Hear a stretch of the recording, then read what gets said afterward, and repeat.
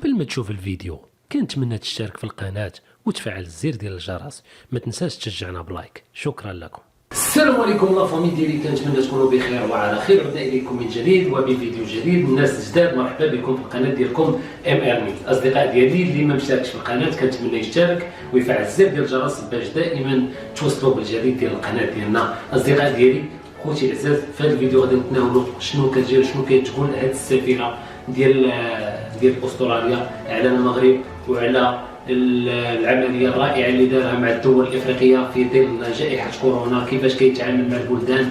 صراحه واحد الكلام رائع، والمشاريع اللي دارها المغرب صراحه فيديو رائع يستحق المشاهده. بغيتكم تشوفوا وتحكموا وتعطيونا الاراء ديالكم من خلال التعليقات. ما تبخلوش علينا اللايك لان اللايك ديالكم اهم حاجه بالنسبه ليا. كيف العاده كان معكم اخوكم انور، ندوزو نشوفوا الفيديو.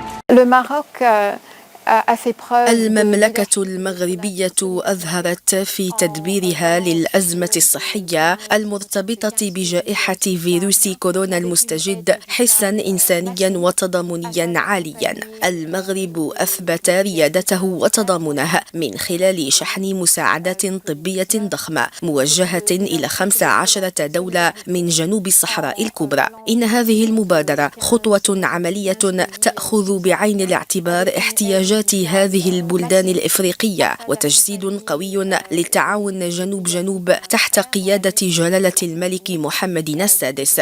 وبخصوص سبل التعاون بين المغرب وأستراليا للحد من انتشار فيروس كورونا المستجد، فإن وزيري الشؤون الخارجية المغربي والأسترالي تناول هذا الموضوع خلال عدة محادثات هاتفية. والسبب بكل بساطة هو أن التعامل مع جائحة من هذا الحجم يستوجب تعبئة قوية وتعاونا دوليا شاملا ومتكاملا.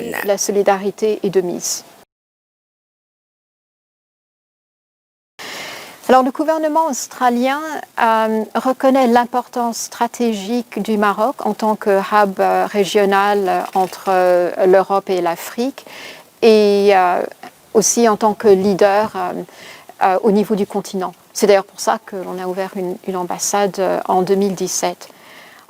إن الحكومة الأسترالية تدرك مدى الأهمية الاستراتيجية للمغرب باعتباره محورا إقليميا بين أوروبا وإفريقيا وبلدا رائدا على مستوى القارة الإفريقية. واعتبارا لذلك فتحنا سفارة بالمملكة سنة 2017 وبصفتي أول سفيرة لأستراليا بالمغرب فأنا أنوه بالاستقرار السياسي والاقتصادي للمملكة وبحداثة البنية التحتية والتحسن المستمر لمناخ الأعمال وبطبيعة الحال بالتوجه الإفريقي للمملكة. وعلى مدى السنوات الثلاث الماضية اطلعت شخصيا على التحولات الكبيرة التي يشهدها المغرب، فقد استمتعت بزيارة بنيات تحتية ذات مستوى دولي، لا سيما القطار فائق السرعة وميناء طنجة المتوسط ومحطة الطاقة الشمسية بورزازات.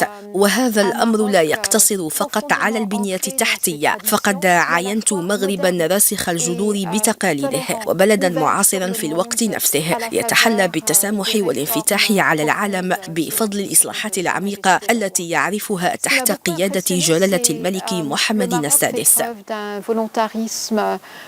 vraiment extraordinaire touchant l'ensemble des aspects du développement du pays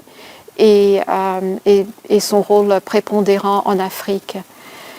Malgré la crise du Covid-19, je quitte le pays confiante et optimiste quant à la perspective d'une reprise économique. Bien sûr, je sais que l'après-Covid sera dur.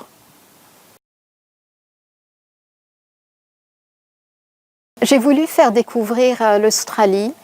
لقد سعيت للتعريف بأستراليا في المغرب وإثارة فضول المغاربة، وبالتالي الذهاب إلى ما هو أبعد من الصور النمطية التقليدية المتعلقة بحيوانات الكوالا والكنغر. وفي هذا الصدد فقد أبرز التكريم الرائع الذي حظيت به السينما الأسترالية خلال النسخة الماضية من مهرجان مراكش الدولي للسينما تفرد وثراء ثقافتنا والمناظر الطبيعية الخلابة لبلادنا، كما أن ترأس صاحبة السمو الملكي الأميرة لالا حسناء للحفل الخيري الدبلوماسي السنة الماضية شكل أيضا حدثا متميزا، ولكن بسبب بعد المسافة يجب أن أعمل من أجل التعريف بشكل أفضل ببلدي.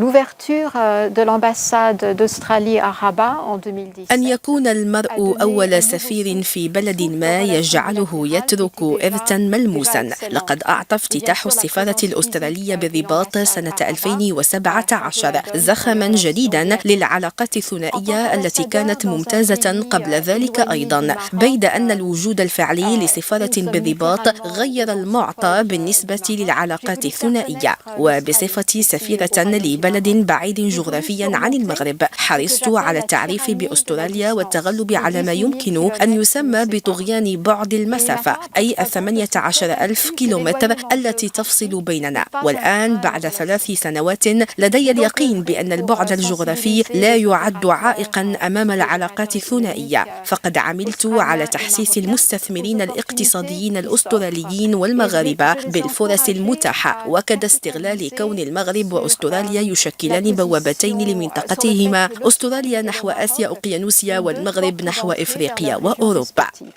L'Australie vers la région Asie-Océanie et le Maroc bien sûr vers l'Afrique et aussi l'Europe. Donc un tremplin vers l'Europe et l'Afrique. Il est clair que l'Australie est engagée à travailler avec le Maroc sur tous les fronts, pas seulement sur le front économique, en reconnaissance du rôle que joue le Maroc dans sa région, un rôle de leadership, allant dans les domaines tels que le changement climatique, la lutte contre le terrorisme et maintenant la lutte contre la pandémie.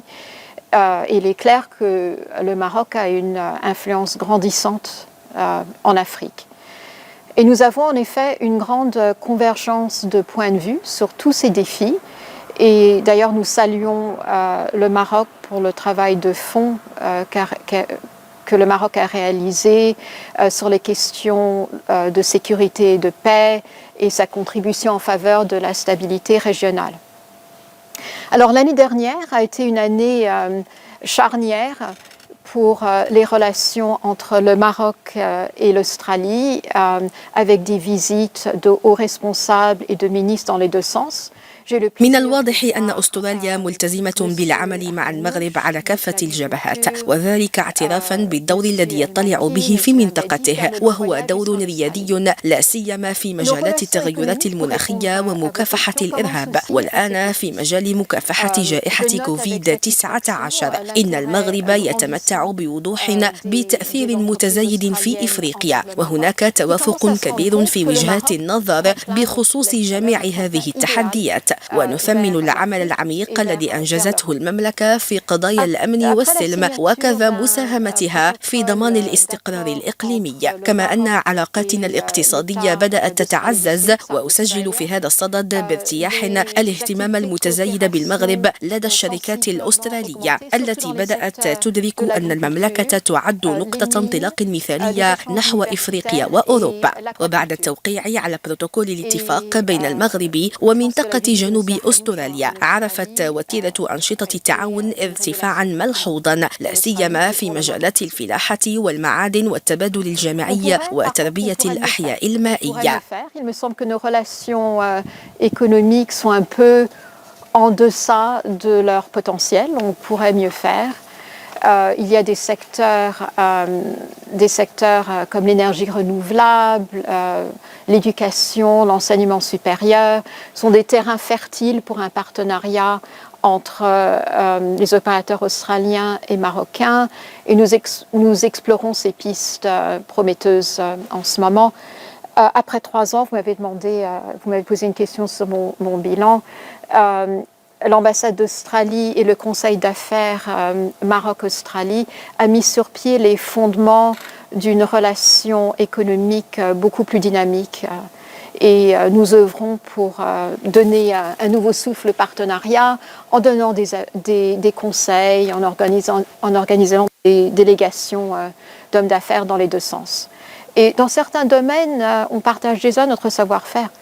Justement, hier, Monsieur Saïd Moulin, le directeur général de l'Agence de l'efficacité énergétique au Maroc, a échangé avec notre Centre national de recherche scientifique sur l'hydrogène.